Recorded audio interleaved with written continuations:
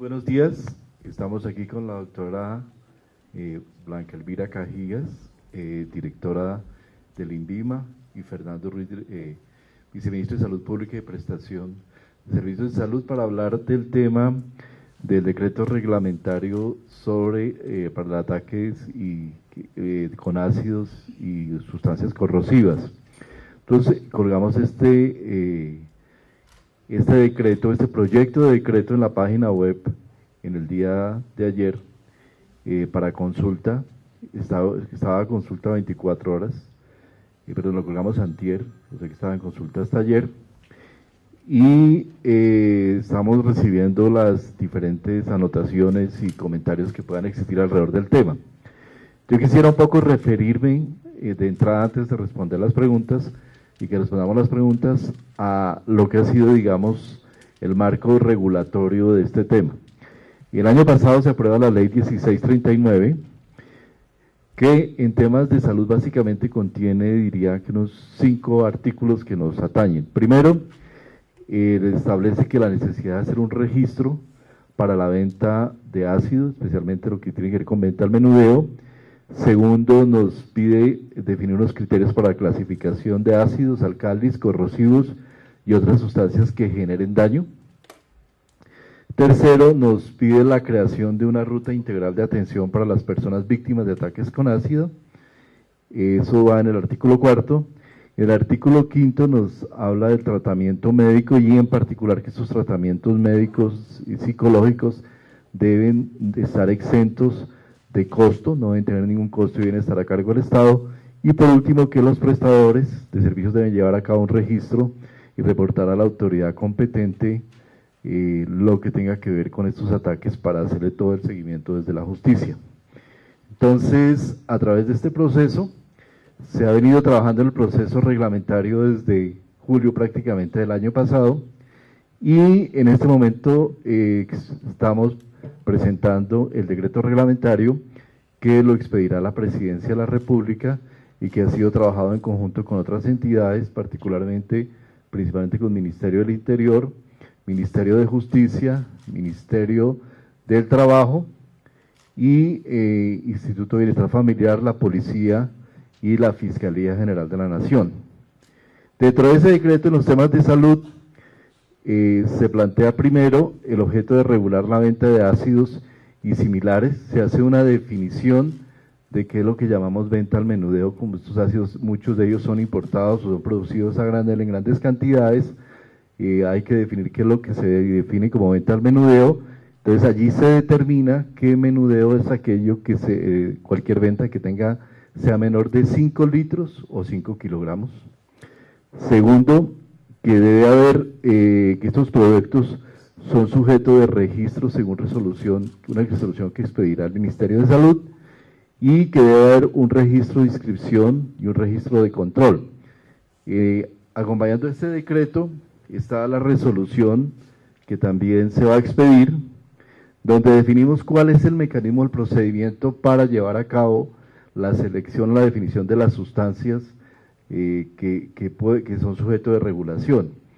Las sustancias de naturaleza corrosiva son muchísimas. Sustancias que producen corrosión o que pueden producir daño permanente son muchas, van desde el agua caliente, el aceite caliente, y de ahí en adelante una gran cantidad de sustancias químicas. Entonces es necesario determinar cuáles son aquellas que se usan como elemento, como arma para hacer daño, y esas sustancias se han determinado de acuerdo con un procedimiento que incluye lo que se define por la Autoridad Europea, el Consejo Económico y Social de Naciones Unidas, en lo que se llama el capítulo de sustancias que generan daño. Y en la resolución se especifica estas sustancias que son las que son una categoría tipo 1, 1A y 1B. Dentro de las sustancias quedan todas incluidas en el proceso, digamos, de registro. Todas están obligadas a ser registradas cualquier venta al menudeo, y las voy a leer tal como está en la resolución. Son ácido sulfúrico, ácido clorhídrico, ácido muriático, ácido fosfórico, ácido nítrico e hidróxido de sodio, tanto en presentación acuosa como en presentación en escamas. Esas son las sustancias con las cuales se inicia el registro y la obligación de reporte de cualquier de las ventas al menudeo.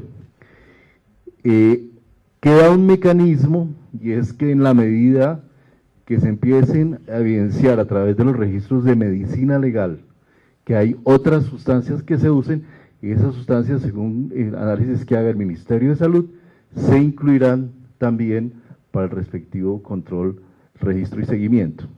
Entonces, ¿qué es lo que tienen que hacer según nuestra resolución? La resolución que se va a expedir las entidades o las instituciones, comercios que venden este tipo de productos, estas sustancias. Primero, una inscripción que se tiene que hacer ante el INVIMA, en un formato que el INVIMA tiene 3 meses para presentar y decidir, construir y presentar, y también debe llevar el registro de las ventas con el nombre de la persona a la cual se le vendió el producto, su identificación, y hay unas prohibiciones explícitas de vender a menores de edad, de vender a personas en estado de embriaguez o que estén usando sustancias psicoactivas. También se le dan a la Superintendencia de Industria y Comercio las actividades de inspección, vigilancia y control sobre la venta de dichas sustancias. Ese es, digamos, el primer punto.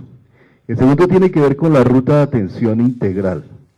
La ruta de atención integral se ha venido trabajando con diferentes entidades, se ha venido trabajando con la Secretaría de Salud, con el Hospital Simón Bolívar, con algunas fundaciones que trabajan con estas personas, e incluso se ha trabajado con personas, hombres y mujeres que han sido sujetos de ataque, de este tipo de ataques, porque son quienes tienen la evidencia de las mayores limitaciones que hay en la atención integral, en la cobertura integral de sus necesidades. Y la ruta de atención integral, si ustedes miran el protocolo, va a tener como tiene unos elementos, digamos, de atención inmediata de urgencias, de soporte y de manejo ulterior de la situación en particular. Entonces, dentro del anexo técnico que se saca en la resolución, está todo lo que es esa ruta integral de atención. Dentro de ella, un aspecto crítico es la definición sobre qué se hace en situación de urgencia, qué se debe hacer para atender a la persona inmediatamente pasa la situación, en la cual, como ustedes entenderán, como todos estos casos se dan de una manera totalmente incidental, y al darse de una manera incidental, el respondiente primario, o sea, la persona que presta el primer auxilio, es una persona que usualmente no está preparada para atender una situación de estos. Entonces allí se plantea que una de las acciones principales, por ejemplo, es el lavado con agua fría, con agua a una temperatura no helada, pero por lo menos a una temperatura moderada, con jabón líquido, lavar a la persona por lo menos por 20-30 minutos, enfocarse en los ojos, porque usualmente, como son ataques a la cara, se afectan los ojos de una manera particular, y inmediatamente después de todo ese procedimiento, consecuentemente proceder con su traslado a urgencias. Traslado que no es a cualquier urgencia, tiene que ser urgencias donde haya unidades de quemados donde se pueda atender a las personas. Y se plantean cada una de las eventualidades que podrían existir y cómo deberían atenderse a las personas. Entonces, dentro de la ruta se plantean acciones que están dirigidas a la atención de la persona, a la atención de la familia y a la atención dentro de su contexto, digamos, social, y se plantean las diferentes etapas que desde el punto de vista psicológico también pasa a una persona que es víctima de un ataque de esos, de una fase inicial crítica, y después hay una serie de evoluciones en la forma que se va aceptando o se va elaborando, digamos, una situación tan crítica como es un ataque de esta naturaleza. Entonces, eso es lo que está contenido en la ruta integral de atención, y después viene el tema de la garantía de atención integral. Esto no está tan definido en la ley. En la ley se nos pide que se haga fundamentalmente, que se asegure que las personas no tengan que pagar por los servicios que son necesarios.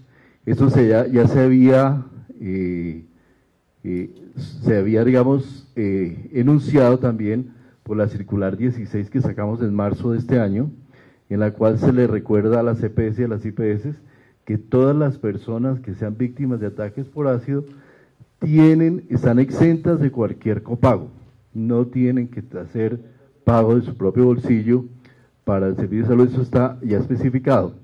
Y también queda claro que con la actualización del POS que se presentó, que se expidió el 27 de diciembre del año pasado, los procedimientos reconstructivos de cirugía plástica, de atención de urgencias y reconstructivos que requieren las personas que son sujetos de quemaduras, ataques con ácido, están cubiertos en el POS. Sin embargo, en la resolución se enfatiza que podrían haber eventualidades de algunos procedimientos o medicamentos, más principalmente medicamentos, que pudieran no estar incluidos en el POS. En ese caso, el médico puede darlo recurriendo al CTC para que le dé autorización. Sin embargo, si la situación es de urgencia, de tal cual lo plantea la resolución 5335 de 2013, el médico puede ordenar la aplicación inmediata del medicamento sin tener que pasar por un CTC.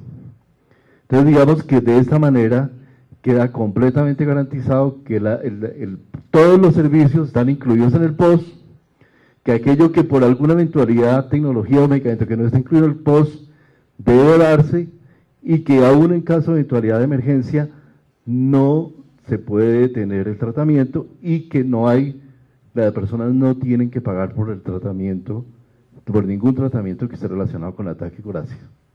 Nosotros creemos que con esto, digamos, cerramos todo este capítulo, digamos, reglamentario. Probablemente hay algunas cosas que haya perfeccionar en la ruta de atención, pero seguramente eso tendremos que hacerlo a lo largo del tiempo y de la experiencia que se nos dé en el futuro. Hay un tema que es muy importante, y es que hay unos criterios además adicionales del manejo de casos de víctimas. Por ejemplo, hay temas como que la confidencialidad es un tema sustancial. Desafortunadamente, como esto ha tenido una notoriedad mediática tan grande, el tema confidencialidad se nos ha perdido, pero yo quisiera recordar además que las personas, dentro de las normas legales de ese tipo de situaciones, tienen derecho a confidencialidad, no solo de su nombre, sino también de sus características de vida privada. Y esto tiene una afectación muy importante sobre el destino psicológico, el curso psicológico y familiar y social de este tipo de casos, que no solo hay un trauma y un daño físico, sino hay un daño psicológico, social y familiar.